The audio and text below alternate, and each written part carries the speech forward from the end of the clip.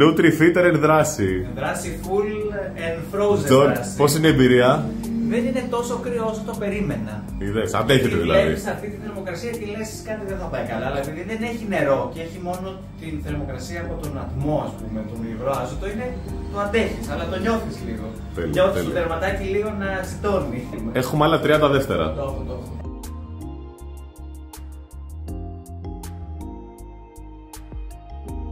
Είμαι ο Γιώργος, ήρθα σήμερα στο WellPass, αδερφάκι του NutriPass, και δοκίμασα για πρώτη φορά την κρυοθεραπεία, που είναι απίστευτη εμπειρία, ενώ νόμιζα ότι θα παγώσω. Ουσιαστικά δεν κρύωσα τόσο πολύ όσο νόμιζα, γιατί δεν σε ακουμπάει νερό. Και επειδή είμαι άνθρωπος πολύ αγχώδης, ένιωσα μια απίστευτη ευεξία όταν βγήκα.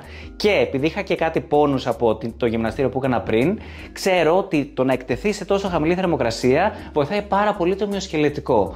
Οπότε σας το προτείνω ανεπιφύλακτα και είναι σίγουρο πως θα έρχομαι κι εγώ 2-3 φορές τη εβδομάδα να το κάνω. Θα με βοηθήσει full. Τα λέμε ξανά πολύ σύντομα εδώ.